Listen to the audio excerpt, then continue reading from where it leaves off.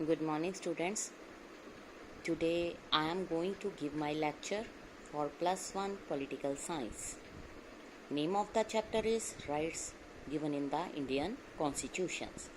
Now let us discuss some few topics regarding the rights.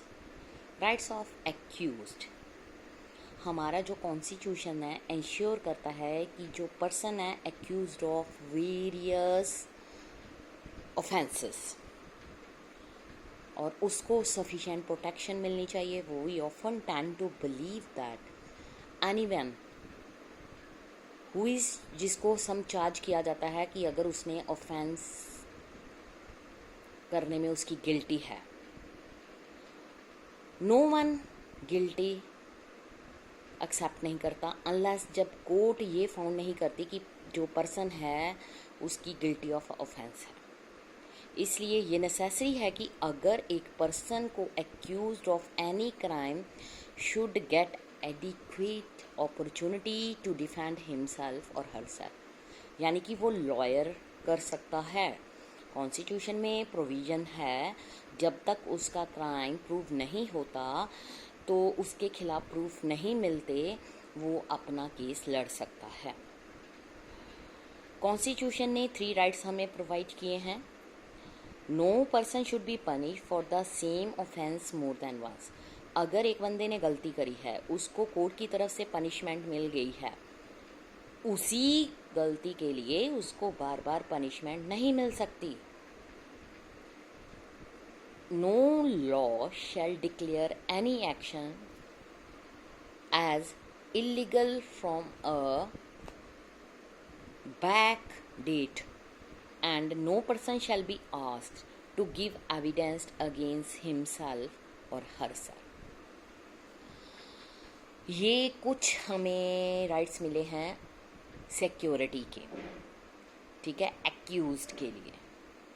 अगर police की तरफ से किसी भी पर्सन के साथ अगर उसने गिल्टी नहीं करी फिर भी उसको पनिशमेंट देने के लिए पुलिस उसको टॉर्चर कर रही है, तो हमारे कॉन्स्टिट्यूशन में ये प्रोविज़न है कि वो पर्सन अपने हक की लड़ाई के लिए लॉयर करेगा, कोई उसको रोक नहीं सकता.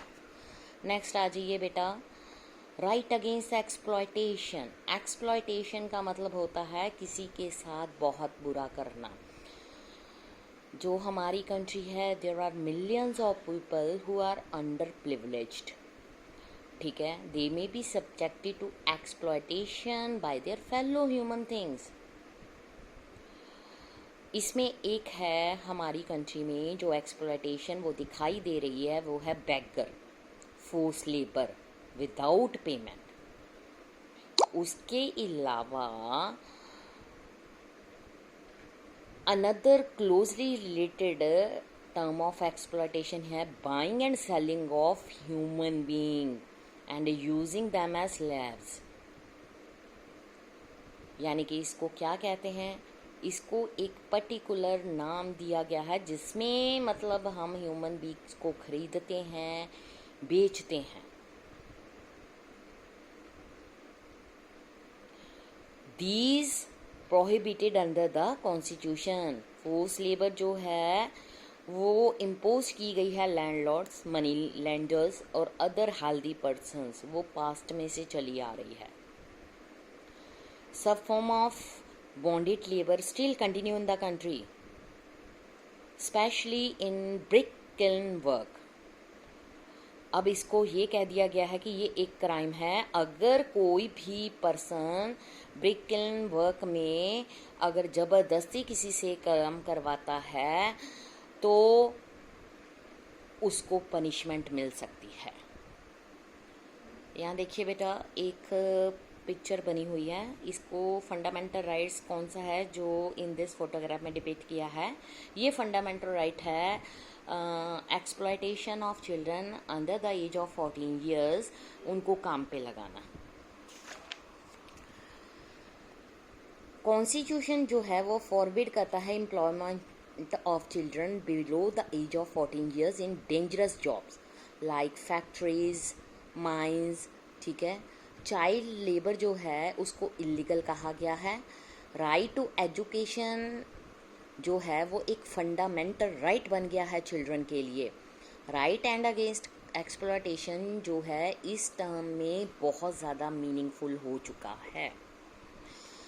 नेक्स्ट है right to freedom of religion, जो अकॉर्डिंग टू कॉन्स्टिट्यूशन हर कोई right to religion of his और हर चॉइस को एंजॉय करता है। जो ये फ्रीडम है ये हॉलमार्क है हमारा डेमोक्रेसी का। हिस्टोरिकली यहाँ पर रूलर्स हैं different parts of the world में जो ये अलाउ नहीं करते कि resident of the country enjoy the right to freedom of religion. Person जो होते हैं follow a religion different from that of ruler और either persons forced to convert to the official religion of the rulers. In this, democracy has always incorporated the freedom to follow the of his own choice as one of the basic principle. आप सबको पता है कि बेटा हमारी India is a democratic country. यहाँ पर unity in diversity है, मीन्स यहाँ पर अलग अलग रिलीजन को बोलने वाले लोग रहते हैं, मानने वाले लोग रहते हैं। तो India is a secular country. Secular का मतलब होता है इंडिया का अपना कोई रिलीजन नहीं होता। हर पर्सन को ये चॉइस है कि वो अपनी विश के अकॉर्डिंग अपने जो रिलीजन है उसको अडॉप्ट करे। किसी को फोर्स नहीं किया जाता। ये भी एक क्राइम है कि किसी को ज़बरदस्ती ये कहा जाए कि वो अपने रिलीजन को चेंज करके जो वहाँ का रूलर है वो जिस रिलीजन को मानता है उसको अडॉप्ट कर लिया जाए। It is entire wrong in our democracy. Next है freedom of faith and worship.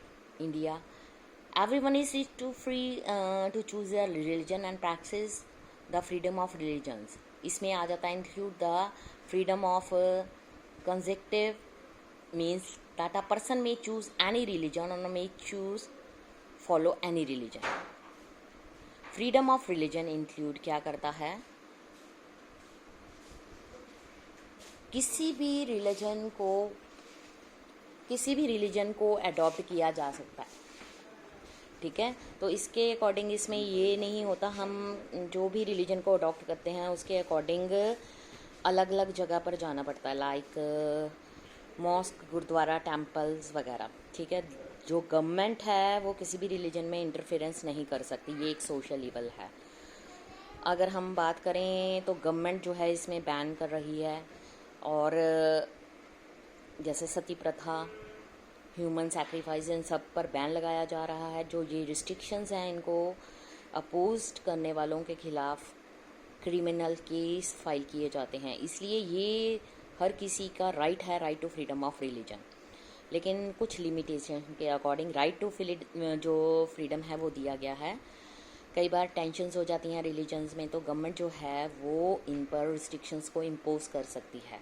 People को ये फील कराया जाता है कि जो भी उसके रिलीजन्स होते हैं उसको वो फॉलो करे और अपने अकॉर्डिंग हर जगह पर वर्शिप करे।